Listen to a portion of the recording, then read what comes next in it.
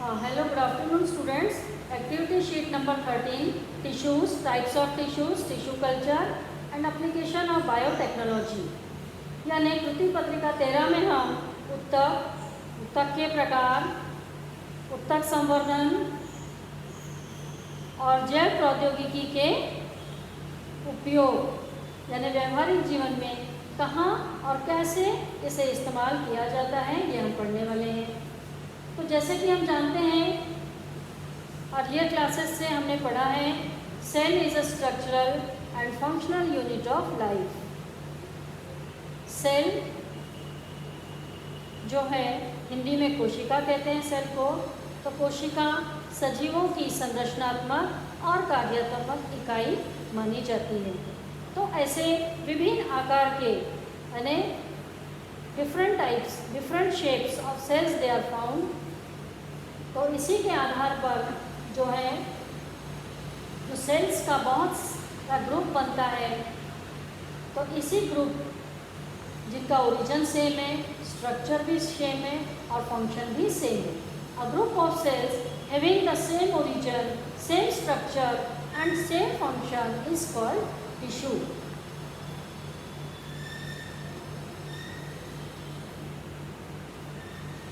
ऐसी कोशिकाएं जिनका ओरिजिन भी सेम है, रचना भी समान है और उनका कार्य भी समान है, तो ऐसे समूह को हम उत्तक कहते हैं। अब हम पढ़ेंगे types of tissues. There are two types of tissues, simple tissues and complex tissues. दो प्रकार के उत्तक होंगे, सरल उत्तक और जटिल उत्तक।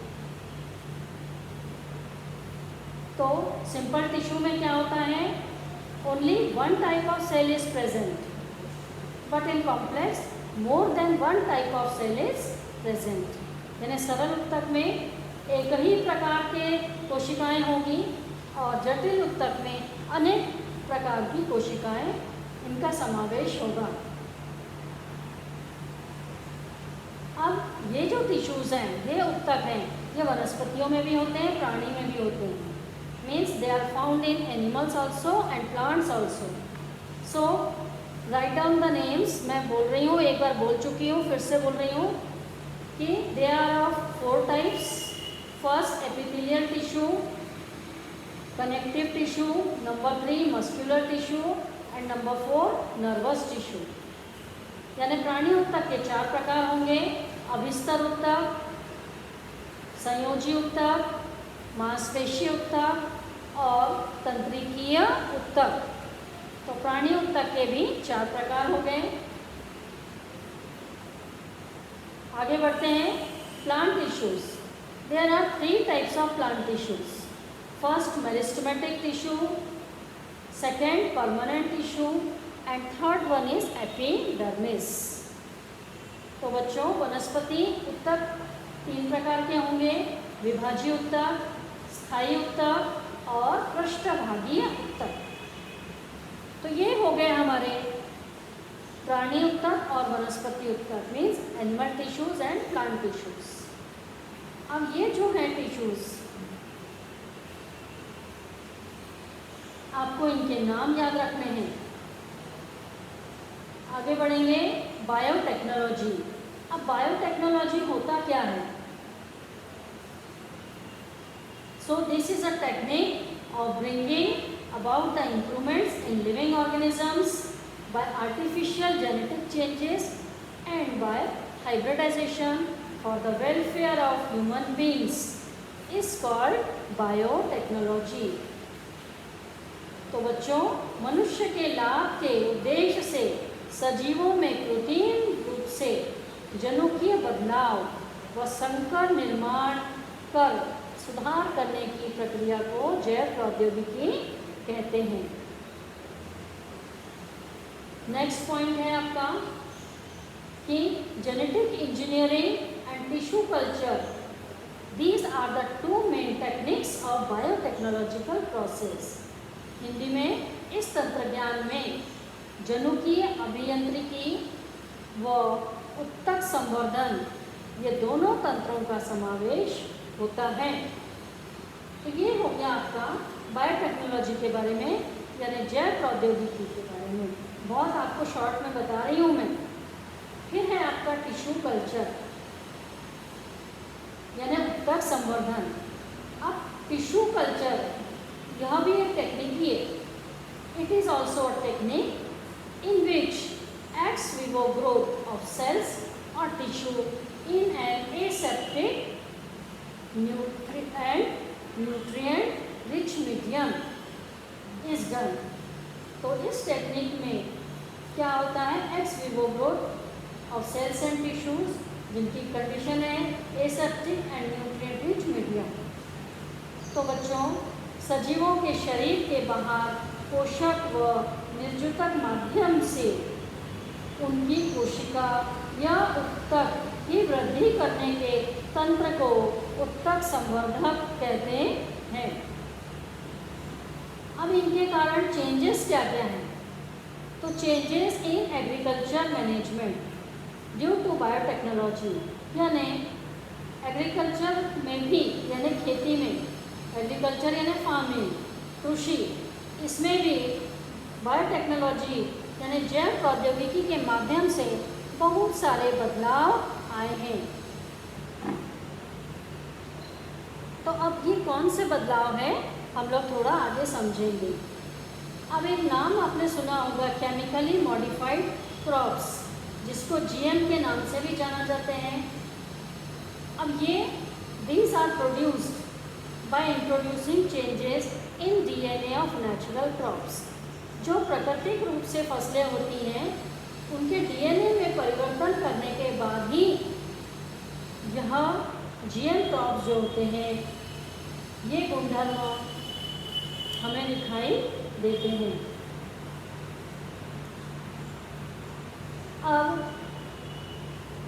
इनमें ये क्षमता होती है, they have the ability to withstand environmental stress, grow in every adverse condition, यानी किसी भी परिस्थिति में यह अपनी वृद्धि निरंतर कायम रखते हैं। थर्ड है, there is the improvement in nutritive value and decrease in loss of crops, यानी उनका जो मूल्य है ये पोषक मूल्य बढ़ता है और जो खराबी होती है फसलों में इसकी संख्या कम हो जाती है। तो कुछ हाई यील्डिंग वैरायटीज़ है जिनके नाम हैं ऐसे क्रॉप्स के बनाना, मेज, rice, potato, soybean, cotton, brinjal, ऐसे बहुत सारे हैं। हिंदी में तो आपने समझ लिया होगा, केला, मक्का, चावल, आलू, सोयाबीन, टमाटर, ऐसे इसमें ये होते हैं। तो इस प्रकार से बायोटेक्नोलॉजी के कारण एग्रीकल्चर मैनेजमेंट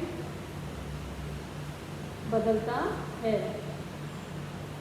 यानी जैव प्रौद्योगिकी द्वारा कृषि कार्य व्यवस्थापन में भी परिवर्तन होते हैं। जैसे कि अभी हमने आपको बताया कि किस तरह से यह जो है पर्यावरणीय, जैसे हमको स्ट्रेस होता है वैसे ही पर्यावरण में भी स्ट्रेस होता है, यानी प्राकृतिक आपदाएं जो आती है, कभी भी बारिश होना, कभी भी अभी आप देख ही रहे हो वेदर चेंज होता है, तो उसका भी क्रॉप्स पर बहुत गहरा प्रभाव होता है। इस फसलों को उसका नुकसान सहना पड़ता है। तो ये बायोटेक्नोलॉजी के कारण काफ़ी कुछ हद तक जो है यह संभव हो सका है। नेक्स्ट है आपका applications of biotechnology in floriculture, nursery and forestry, यानी जैव प्रौद्योगिकी के व्यावहारिक उपयोग, यानी फॉरेस्ट यानी आपको पता है वन क्षेत्र में, नर्सरीज में आप यानी उद्यान आपने देखे हुए हैं और रोड्स पर भी आपने नर्सरीज देखी हुई है काफ़ी। तो उसमें अब ये क्यों करते हैं? So tissue culture can be used on large scale for the plants, यानी अधिक संख्या में पौधों की वृद्धि हो, संख्या बढ़े और कम समय में बड़ा पौधा तैयार होना, यह भी इसका उद्देश्य है। और इसमें क्या फ़ायदा है कि विदाउट पॉलिनेशन, विदाउट जर्मिनेशन ये प्लांट्स ग्रो कर जाते हैं, बहुत सारे सीडलिंग्स भी तैयार होते हैं और जो प्रजातियां प्लांट्स की, जो स्पीशीज़ हैं, नहीं होने वाली भी इस तंत्रज्ञान से विकसित हो सकती हैं। तो यह सब एप्लीकेशन है, यानी इनके व्यावहारिक उपयोग है। हिंदी में आप सुन लीजिए। उत्तक संवर्धन के कारण उत्कृष्ट प्रजाति के फूल, फल अन्य वनस्पतियों के जैसे एक जैसी प्रतिकृति एक जैसे ही बड़ी संख्या में हम प्राप्त कर सकते हैं। कम समय में पूर्ण रूप से विकसित वनस्पतियाँ मिलती हैं और इसका ये फायदा है कि जैसे वनस्पतियों के बीज अंकुरित नहीं होते हुए पर उत्तक संवर्धन से इनकी निर्मित सरल रूप से संभव है। उसके बाद है एग्रो टूरिज्म।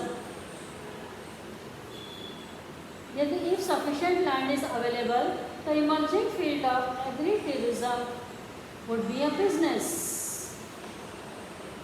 यानी भरपूर जगह की यदि उपलब्धता हो तो कृषि पर्यटन केंद्र नया व अच्छा उद्योग है। उत्तक संवर्धन द्वारा फूल, फल, अतिरिक्त अलंकारिक वृक्ष, सब्जियां, औषधि वनस्पतियों की बड़ी संख्या में पौधों की निर्मित इस जैव प्रौद्योगिकी के माध्यम से की जा सकती है। Means different types of flowers, fruits, vegetables, trees and different types of medicinal plants can be easily produced from this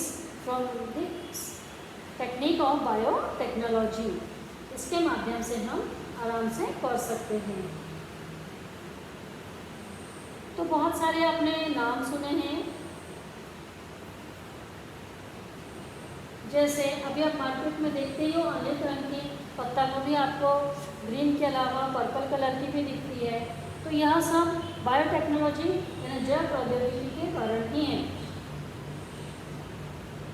next है आपको इसका और भी use animal husbandry, poultry farming और सेरिकल्चर, यहाँ पर भी इसका उपयोग होता है। यानी कुक्कुट पालन, रेशम का जो कीड़ा होता है, यानी आपको पता है ना कि सिल्क वॉर्म से सिल्क तैयार होता है, सिल्क का कपड़ा, तो जिसको हम सेरिकल्चर इंग्लिश में बोलते हैं और हिंदी में रेशम कीटक पालन इस नाम से जानते हैं। तो इस प्रकार से जो है अनेक व्यवसाय इस क्षेत्र में प्राप्त हो सकते हैं।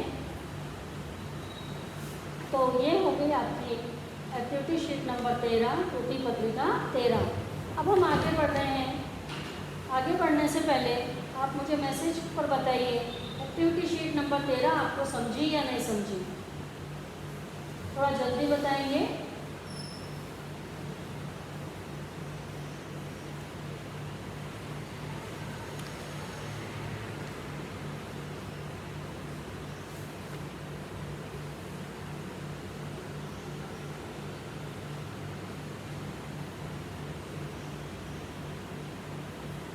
वेरी गुड, आप लोग इससे बता रहे हैं मैसेज करके, तो खुशी हो रही है।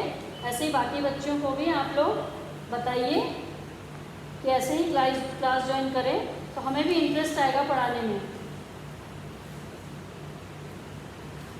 अब हमारी एक्टिविटी शीट नंबर 14 त्रुटि पत्रिका 14 की ओर बढ़ते हैं। तो एक्टिविटी शीट नंबर 14 का नाम है एनवायरमेंटल मैनेजमेंट। त्रुटि पत्रिका 14 है हमारी पर्यावरणीय व्यवस्थापन। तो जैसे कि हम जानते हैं, हम न्यूज़ में, टीवी पर न्यूज़ देखते हैं, हमें मौसम की जानकारी, इसके अलावा अनेक जानकारियाँ मिलती हैं जो प्रेडिक्शन होता है, और वो भी एक ब्रांच होती है। उस ब्रांच के अंतर्गत जो है ये सारा अभ्यास यानी स्टडी किया जाता है। जिसको हम मेटरोलॉजी कहते हैं। क्या कहते हैं? मेटरोलॉजी।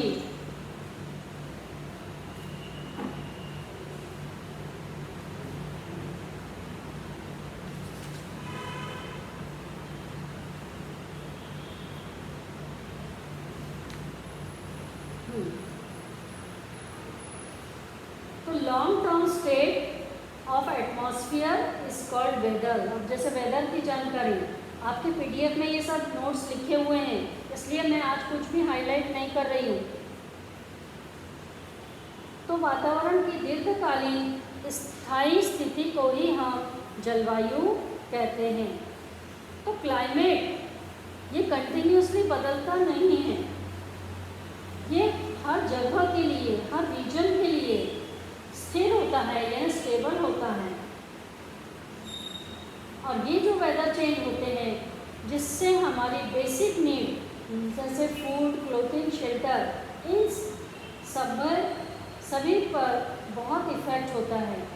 Means all the changes in the weather climate they affects our food, clothing, shelter as well as the occupations. यानी हमारे जो मूलभूत आवश्यकताएं हैं, अन्य वस्त्र निवारण और व्यवसाय, यह सब भी इसके कारण प्रभावित होते हैं। तो कुछ इसके फैक्टर्स हैं, जैसा atmospheric pressure, for example atmospheric pressure, sunlight, clouds, humidity, rainfall, visibility, temperature, all these are the factors which affects. Hindi में जलवायु के घटक जो हो गए, वातावरण में दाब, सूर्य प्रकाश, बादल, आर्द्रता, वृष्टि, दृश्यमानता, तापमान, ये सब घटक जो है जलवायु ह्यूमन की बेसिक मानवीय जो है मूलभूत गरजों पर प्रभाव डालते हैं। तो इसी तरह से मार्च 23 is celebrated as the World Meteorological Day। तो इस प्रकार से जो है 23 मार्च इस दिन को विशेष मौसम, वैश्विक मौसम दिन इस रूप में मनाया जाता है, जिसके संदर्भ में जल वायुशास्त्र के संदर्भ में जानकारी प्राप्त होती है और जन जागृति करने के लिए यह दिवस मनाया जाता है। तो इतना इसमें ध्यान रखिए कि जो भी चेंजेस वेदर में होते हैं और उसके जो फैक्टर्स रिस्पॉन्सिबल है, वो हमारे basic needs food, shelter, clothing as well as the occupations, इसको अफेक्ट करते हैं। तो बेटा जलवायु के जो घटक हैं, यह हमारे मानवीय जीवन की जो मूलभूत भौतिक गरजा होती है, तो जैसे अन्य वस्त्र निवारण और व्यवसाय, इन सब को बहुत बुरी तरह से प्रभावित करते हैं। तो ये आपको पर्यावरण से संबंधित आपको वेदर यानी बात जलवायु, हिंदी में वेदर मीन्स जलवायु, तो इसके बारे में पढ़ना है। बहुत शॉर्ट में है, उसके आप फैक्टर्स जो घटक हैं वो याद रखिए। फिर आगे एक छोटा दूसरा कॉन्सेप्ट है सॉलिड वेस्ट मैनेजमेंट। ये तो आप बहुत पहले से पढ़ते हुए आ रहे हैं कि वेस्ट जो निरुपयोगी वस्तुएं होती हैं, उनको किस प्रकार से हम उनका मैनेजमेंट किया जाए। जैसे आपने छोटी कक्षाओं में सूखा कचरा, गीला कचरा, वेट एंड ड्राई, इसके प्रोजेक्ट्स भी हमने स्कूल में भी किए हैं। तो सॉलिड वेस्ट जो होता है वो किस प्रकार से हमें करना चाहिए। तो अभी आप स्कूल में रहते तो आप स्कूल में क्लासरूम में जो जो आपको वेस्ट दिखता है उसको कैसे मैनेज करना चाहिए, यहाँ आपने किया रहता। परंतु आप घर में हैं तो मैं आपको एक प्रोजेक्ट दे रही हूँ कि आपके घर में जो भी वेस्ट मटेरियल है, जो भी निरुपयोगी पदार्थ है, उसकी आप लिस्ट बनाइए और उसको आप किस तरह से उपयोग मैनेज करेंगे, किस प्रकार से आप मैनेज करेंगे, यह मुझे आप खुद करके कॉपी में लिखने वाले हैं।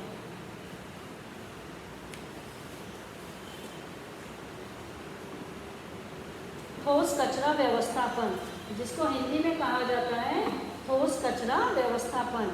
जैसे आपको पहले बताया है क्लासिफिकेशन, यानी होम वेस्ट, होम घर का सॉलिड वेस्ट है ना, तो अभी मैंने आपको घर का ही दिया है। और दूसरा प्रोजेक्ट रहेगा फिर आपका औद्योगिकी कचरा, यानी कारखाने में यदि रहा तो कैसा करना है, खेतों का कचरा, मेडिकल वेस्ट, इलेक्ट्रॉनिक वेस्ट, घर में भी अनेक प्रकार के वेस्ट होते हैं, उसी प्रकार से स्कूल में भी वेस्ट होता है। अभी नहीं है, आप 2 साल से ऑनलाइन पढ़ रहे हैं, लेकिन इसके पहले आप स्कूल में पढ़े हैं, तो किस तरह से आपने सॉलिड वेस्ट मैनेजमेंट इसकी क्रिया की है, कैसे प्रोजेक्ट किया है, तो यहाँ आपको जानकारी लिखना है। फिर अब इसकी नीड क्या है, व्हाट इज़ द नीड, यानी आवश्यकता क्या है। सॉलिड वेस्ट मैनेजमेंट, ठोस कचरा व्यवस्थापन, इसको क्यों करना चाहिए। तो जैसा आप जानते हैं, मैं आपको शॉर्ट में बता दे रही हूँ, फिर आप मैसेज करके मुझे आंसर दीजिए पहले कि इसकी क्या नीड है, what is the need of solid waste management, क्यों करना चाहिए। मैसेज करके आंसर दो, व्हाट इज़ द नीड।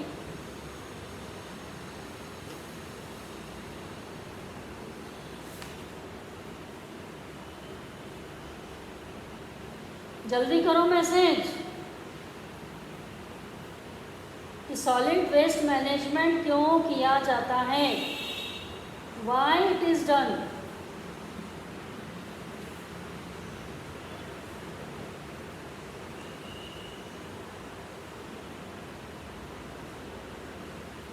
कोई बोलना चाहता है क्या, कोई बोलना चाहता है क्या। चलो आप लोग कुछ बोलते, मैसेज करके बताते हो, अभी भी जल्दी से करो, क्यों करते हैं, व्हाट इज़ द नीड। जैसे हम बायोडिग्रेडेबल, नॉन बायोडिग्रेडेबल, यानी विघटनशील पदार्थ और अविघटनशील पदार्थ, इनमें करते हैं, तो क्यों करते हैं।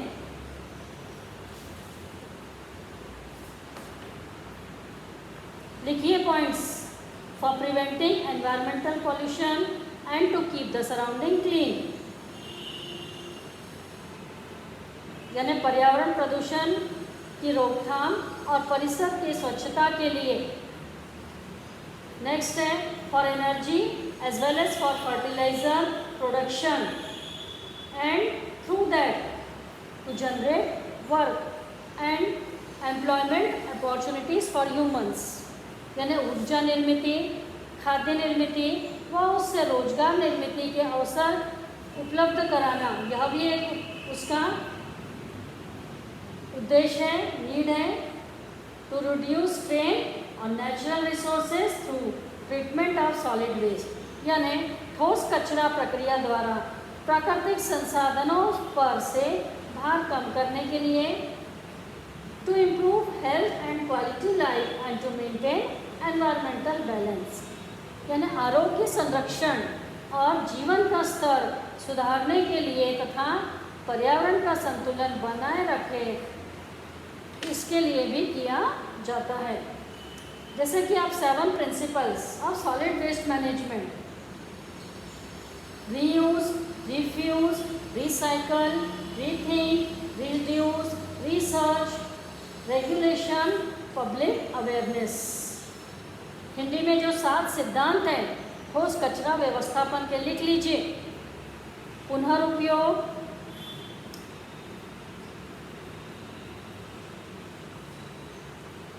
पुनर्उपयोग, पुनर्चक्रीकरण, पुनर्विचार, संशोधन, और जो चीज़ की ज़रूरत नहीं है उसे मना करना, रिफ्यूज़ करना, और मानव में जागरूकता, यह सिद्धांत है। ये 7 जो है सिद्धांत ये बहुत महत्वपूर्ण है, यह आपको भविष्य में याद ही रखना है और याद रहना ही चाहिए। जब हम पृथ्वी पर जीवित हैं और रोज़ हम श्वास लेते हैं तो पृथ्वी के लिए हमें क्या करना चाहिए, मनुष्य के द्वारा कौन कौन सी घटनाएं होती हैं। जैसे हमारा आज का टॉपिक है पर्यावरणीय व्यवस्थापन, एनवायरमेंटल मैनेजमेंट।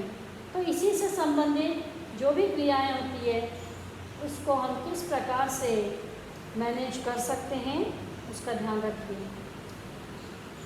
और आपको पता है तो आप आपके आस पड़ोस में भी इस चीज़ को बताइए, तभी इसमें जागरूकता निर्माण होगी। लास्ट कॉन्सेप्ट है इसका डिसास्टर मैनेजमेंट। अब डिसास्टर मैनेजमेंट यानी क्या होता है, प्राकृतिक आपदाएं जब आ जाती हैं तो उसको किस प्रकार से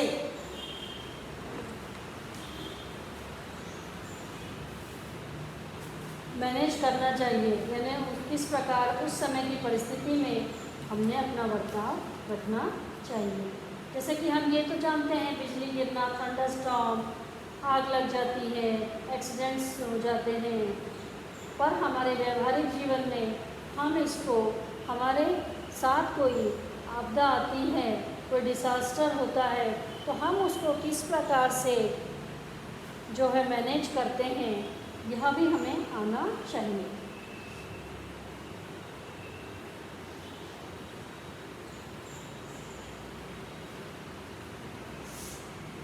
तो यह आपके नोट्स में है, आप उसमें से पॉइंट्स लेकर कंप्लीट कर लीजिएगा। और ये आपकी अभी एक्टिविटी 14 जो है एनवायरमेंटल मैनेजमेंट, ये अभी फिनिश हुई है। त्रुटि पत्रिका 14 पर्यावरणीय व्यवस्थापन। आप बताइए इसमें आपको समझा या नहीं समझा, जल्दी से मैसेज करिए।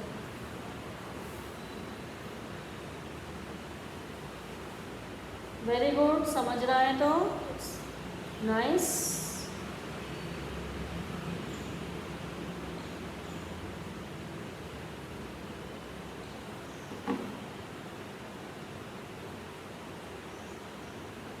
अब हमारी लास्ट एक्टिविटी शीट आती है 15,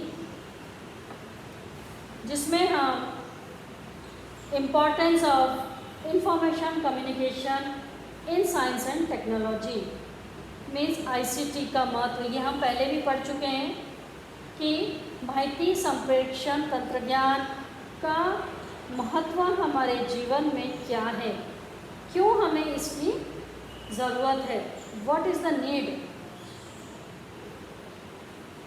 तो ICT का फुल फॉर्म सबसे पहले लिख लीजिए, information communication and technology. Hindi में भी वही है ICT। तो आप इसको माहिती संप्रेषण तंत्रज्ञान ऐसा आप लिख सकते हैं। इसकी ज़रूरत क्यों पड़ी, what is the need for the progress in new direction, यानी एक नई दिशा में प्रगति। तो ऐसी प्रगति जो आज तक हम देख रहे हैं, जो पहले नहीं थी, धीरे धीरे वो बढ़ती जा रही है। अब ऐसा क्या है जिसके कारण ये बढ़ रही है। तो अभी आपने नाम लिखा इंफॉर्मेशन कम्युनिकेशन टेक्नोलॉजी। तो इसमें जो है ये सब जानते हैं कंप्यूटर यानी संगणक, इसके माध्यम से हुआ। तो आज तक जो है 5 generations of computers are developed since now, यानी आज तक कंप्यूटर्स की 5 generations हो चुकी हैं और जो आज चल रही है this is the 5th generation of computers, यानी ये 5वीं जनरेशन है कंप्यूटर की। आप जानते हैं कंप्यूटर के बारे में, फिर भी हम थोड़ा सा पढ़ेंगे। तो इसके इम्पॉर्टेंट कंपोनेंट्स क्या होते हैं कंप्यूटर के, तो हिंदी में भी आप फॉलो करिए, यही है।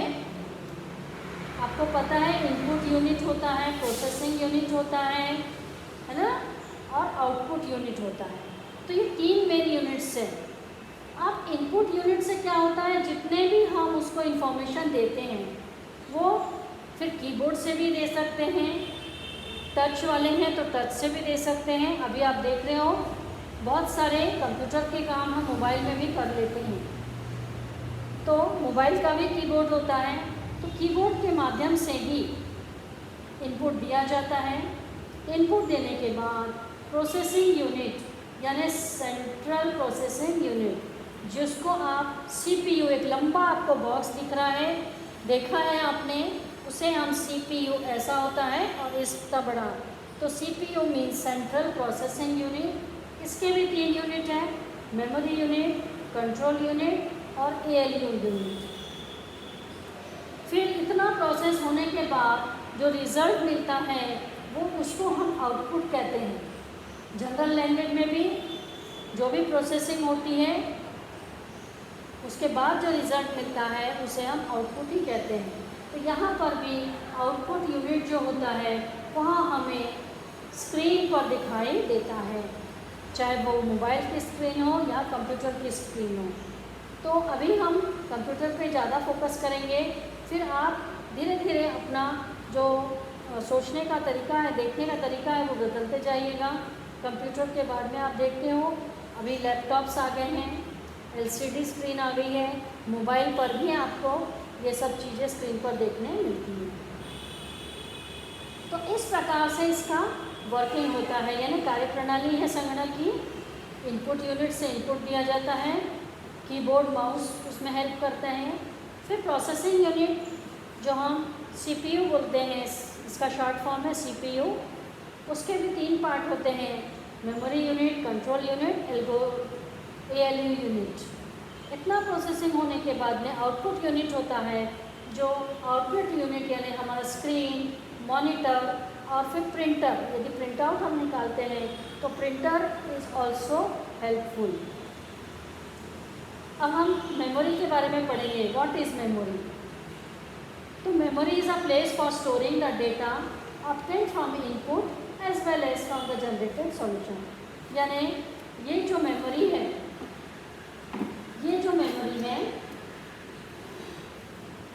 संगणक की स्वयं की मेमोरी होती है ये।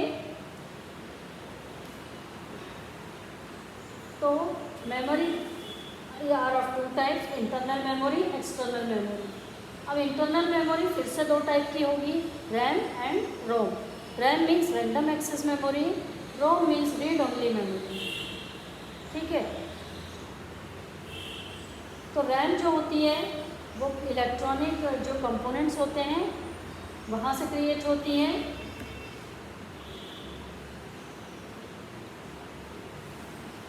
और जो रोम होता है ये रीड ओनली, यानी इससे आप सिर्फ इस मेमोरी को आप उसे पढ़ सकते हैं और उसमें कोई चेंजेस नहीं कर सकते। You can read only but can not make any changes to the original.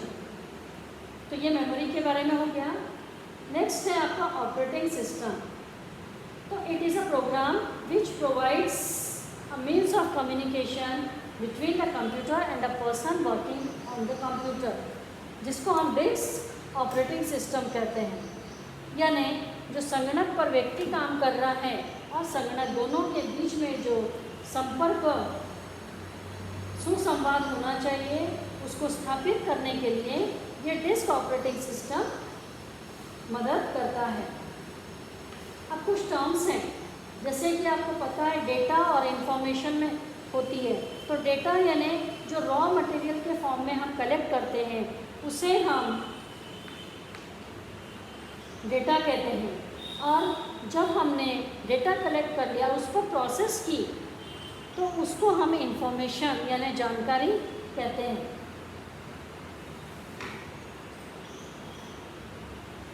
तो हिंदी में भी आपको डाटा ही आएगा। तो डेटा एंड इंफॉर्मेशन, ये दोनों में ये फ़र्क है। डेटा कच्चे स्वरूप में होता है और फिर इसकी जानकारी प्रोसेसिंग के माध्यम से तैयार होती है। अब 2 मेन कंपोनेंट है कंप्यूटर के, हार्डवेयर एंड सॉफ्टवेयर। हार्डवेयर अभी हमने कुछ नाम लिए थे, वही है, जैसे आपको पता है keyboard, mouse, monitor, CPU hardware हो गए। सॉफ्टवेयर में कुछ कमांड्स दिए जाते हैं, कुछ रिजल्ट्स मिलते हैं हमको कुछ आउटपुट के फॉर्म में, तो वह हो गया सॉफ्टवेयर। अब इसके लिए बहुत सारे एप्लीकेशंस जैसे Microsoft Word, PowerPoint presentation, Excel sheets, ऐसे इसके बहुत सारे एप्लीकेशन हैं जो आप स्कूल में भी किए हुए हैं। फिर use of information technology in science. अब साइंस में ये आईसीटी से हम क्या क्या कर सकते हैं, कुछ डेमोन्स्ट्रेशन दे सकते हैं, कुछ एक्सपेरिमेंट्स के, सिमुलेशन और एनिमेशन के माध्यम से। प्रेडिक्शन वेदर के बारे में हम लोग इसमें से देख सकते हैं, जैसे एक एक्टिविटी शीट में हमने पढ़ा मेट्रोलॉजी, तो जो प्रेडिक्शंस हैं वैसे ही दिए जाते हैं। कुछ साइंटिफिक इंफॉर्मेशन हम कलेक्ट कर सकते हैं इंटरनेट के माध्यम से, mails, news group, Wikipedia, video conferencing, कुछ चैट्स, ब्लॉग्स होते हैं। इसके अनेक माध्यम हैं, देयर आर डिफरेंट मीडियाज। फिर इसी के कारण हमको एक अपॉर्चुनिटी मिलती है software field, hardware field, training, marketing, ये सब में काम करने की। तो ये एक व्यवसाय भी प्रदान करता है। और आपको ये जानकारी होना चाहिए कि सीडेट जो है ये इंस्टीट्यूट अपने इंडिया का ही है। उसने जो है पहला जो कंप्यूटर था, सुपर कंप्यूटर परम, ये इसी ने तैयार किया था।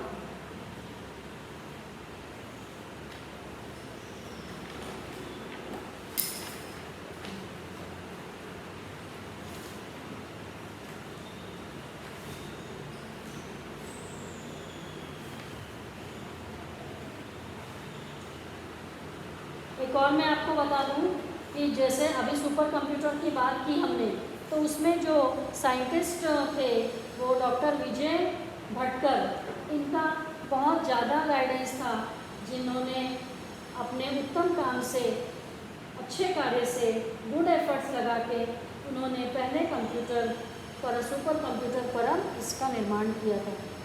तो प्यारे विद्यार्थियों, ये हमारी एक्टिविटी शीट नंबर 15 जो हमारी आज फिनिश होती है कि इंफॉर्मेशन टेक्नोलॉजी का हमारे लाइफ में क्या इम्पोर्टेंस है, हमारे व्यवहारिक जीवन में, हमारे जॉब के फील्ड में किस प्रकार से ये उपयोग में आती है। अभी आपकी ये भी एक्टिविटी शीट नंबर 15 कंप्लीट हो गई है, यानी कृति पत्रिका 15 कंप्लीट हो गई है। आपको समझा के आप मैसेज करिए।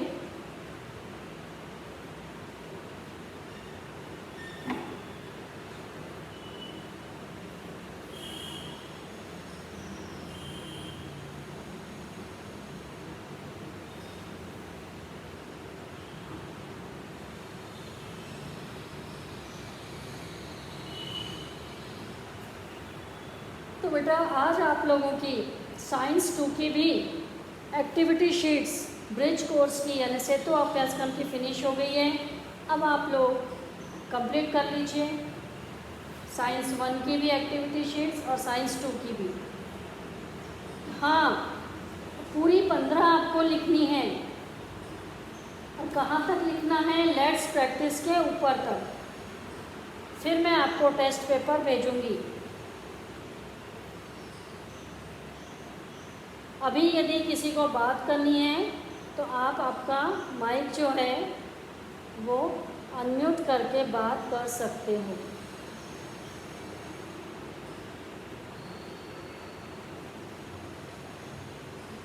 जल्दी से हम लोग टेस्ट पेपर की तरफ आएंगे।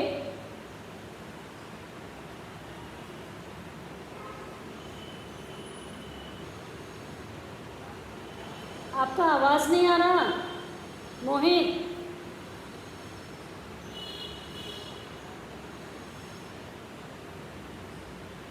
आपका माइक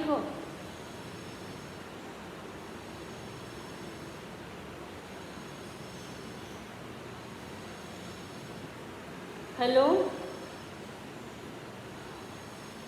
नहीं आ रही आवाज़, बहुत कम आ रही।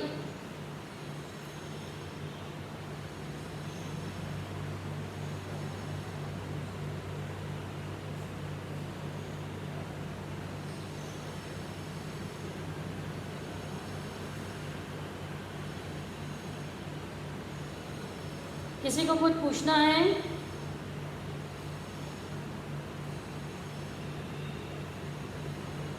फिर से मैं आपको दोहरा देती हूँ, साइंस 1 की एक्टिविटी शीट 11 है और साइंस 2 की एक्टिविटी शीट 15 है। विज्ञान 1 की कृति पत्रिका 11 है और विज्ञान 2 की कृति पत्रिका 15 है। तो यहाँ आपको जल्द से जल्द 2-3 दिन में कंप्लीट कर लेनी है।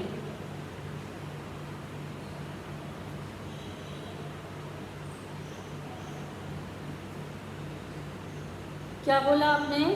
9 की बुक वापस किए थे, वो है क्या? मैंने PDF भेजा है ना,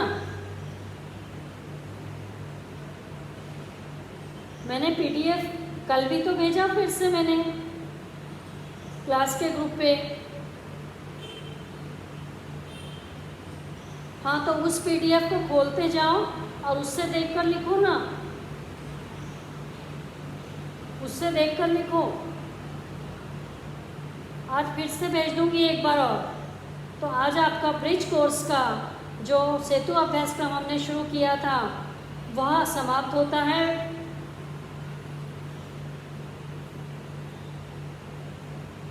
So thank you students. We will meet in our next class.